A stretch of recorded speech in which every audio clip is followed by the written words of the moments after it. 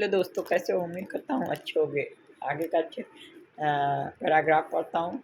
चट्टान की कठोरता सापेक्ष होती है क्योंकि चट्टान की पारिस्थितिकी में कठोर हो हो सकती है और वहीं दूसरी परिस्थितियों परिस्थितियों में आ, कोमल हो सकती है।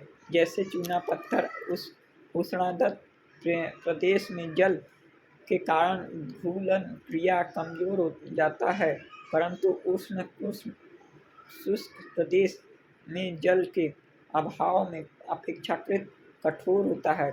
सामान्य रूप में कोमल सेल का अपरदन कठोर सेल से अधिक होता है। मृतिका का शीघ्रता अपरदन हो जाने से निम्न भाग या बेसिन का निर्माण होता है, परंतु यह स्थिति तभी संभव है जबकि मृतिका की स्थिति कमजोर चट्टानों के बीच होती है। खारिया सेल का उमीलन पृष्ठ वाली स्थलाकृति का निर्माण होता है। इतना ही नहीं, इस पर धरातली जल के लुप्त हो जाने के कारण विचित्र स्थलाकृति का निर्माण होता है। इसके विपरीत अपेक्षाकृत कठोर सेल पर दृढ़ स्थलाकृति का निर्माण होता है। यदि सभी स्थलाकृतियां समान रहें तो कठोर सेल पर उच्च स्थलारूपों का निर्माण होता है, परंतु लंबी अवधि तक अपरदन के कारण इसका भी नाश हो जाता है तथा समतल प्रायः सतह का निर्माण होता है। भूआकृतिक प्रक्रम की संकल्पना ऋण भूआकृतिक प्रक्रम स्थलारूपों पर अपनी विशेषता छाप छोड़ती हैं तथा प्रत्येक भूआकृतिक प्रक्रम स्वयं का स्थलारूपों का विषय समुदाय विकसित करता है। भूआकृतिक प्रक्रम तात्पर्य कुछ भूआकृतिक विज्ञानवेत्ता भूआकृतिक प्रक्रम तथा भूआकृतिक कारक को अलग अलग अर्थों में प्रयुक्त करते हैं। थानबरी के अनुसार भूआकृतिक प्रक्रिया उन सभी भौतिक तथा रासायनिक परिवर्तनों को कहते हैं जिनके द्वारा धरातली सतह प्रभावित होती है। भूआकृतिक कारक वह प्राकृतिक माध्यम होता है जो कि सतह से पदार्थ प्राप्त करने उन्हें परिवर्तन करने के समर्थक होता है। लेखक के विचार से भूआकृतिक प्रक्रम तथा कारक को समझना चाहिए। जिन प्रक्रियाओं एवं या तरीकों से प्रक्रम भूतल पर परिवर्तित लाते हैं उन्हें क्रियाविधि नामावलित दी जा सकती है। इन भूआकृतिक प्रक्रमों को उत्पादित स्थलाकृति के आधार पर 3 वर्गों में विभाजित किया गया है। पृथ्वी की सतह पर उसे वायुमंडल के उत्पादन वाले प्रक्रमों को बाह्यजात प्रक्रम लाश द्वारा पेंक द्वारा कहा जाता है। बहिर्जात प्रक्रम लाश द्वारा और पेंक द्वारा कहा जाता है, जिसके अंतर्गत सरिता भूमिगत जल, हिमानी परिहिमानी पवन तथा स्थानीय जल भंडारों, झील, सागर तथा महासागर की गतियां, तरंग, धारा, ज्वार भाटा तथा सुनामी को सम्मिलित किया जाता है। इन्हें गतिशील क्रम या भी कहा जाता है क्योंकि ये एक स्थान से पदार्थों को प्राप्त करके उन्हें अन्यथा जमा करते हैं। ये वाहियात प्रक्रम कुछ सीमा तक गुरुत्व द्वारा भी प्रभावित होते हैं। पृथ्वी के अंतर्गत उत्पन्न होने वाली प्रक्रमों को अंतर्जात बल कहते हैं। लासन महोदय पेक महोदय का कहा जाता है। इसके अंतर्गत पटली विरूपण तथा ज्वालीयमुखी क्रिया को सम्मिलित किया जाता है। कुछ ऐसे प्रक्रम हैं जिनका संबंध न तो पृथ्वी से ब्रह्मांड भाग से है और न ही उसके आंतरिक भाग से है।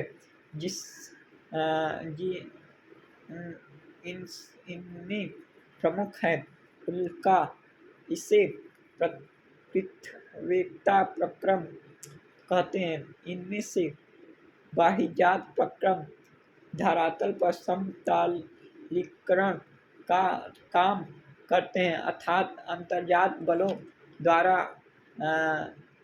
धरातली पर उत्पन्न विषमताओं को दूर कर सतह को समतल बनाने का कार्य करते हैं। इस दौरान ये प्रक्रम दो विधियों से समतलीकरण करते हैं।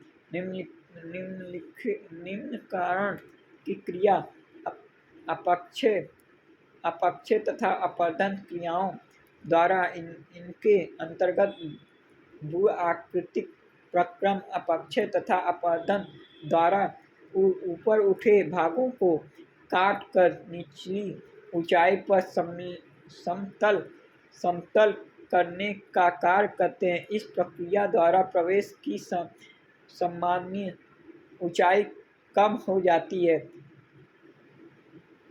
निक्षेपण द्वारा ऊंचाई पर समतलीकरण का कार्य होता है तथा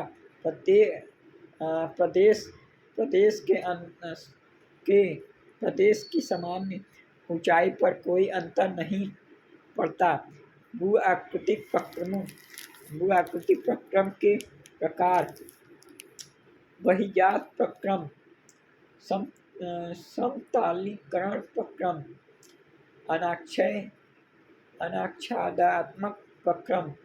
पहला, निम्नलिखितकरण: अपक्षय, सामूहिक स्थलाकृतिकरण, अपर्दन, बाहत जल, भूमि जल, तरंग, धारा, ज्वार भाटा तथा सुनामी, वायु हिमानी, परिहिमानी। अपर्दन के कारण है। निक्षेपण के कारण देखिए, निक्षेपण के कारण। ठीक दोस्तों, निक्षेपण बाहत जल बाहत जल, भूमिगत जल, तरल, धारा आदि, वायु हिमानी। बी, अंतर्जात प्रक्रम: पटल विरूपण, महादेश्वर जनक प्रक्रम, पर्वत प्रक्रम, सपृथ्वीता, उल्कापात प्रक्रम की क्रियाविधि। वही जात प्रक्रमों को सामान्य अपारदनात्मकता प्रक्रम कहा जाता है, जिनका त्रिपट कार्य होता है: अपर्दन, परिवहन तथा निक्षेपण। इन वाहिजात तथा अनाच्छादनात्मक प्रक्रमों को विच्छ्वासन प्रक्रम भी कहते हैं, क्योंकि यह अंतर्जात बलों द्वारा उत्पन्न उच्चावचों का अपक्षय, अपर्दन तथा निक्षेपण द्वारा नष्ट करने में सतत प्रयत्नशील रहते हैं। विभिन्न प्रक्रमों द्वारा अपर्दन का कार्य रासायनिक अपर्दन, संरक्षण तथा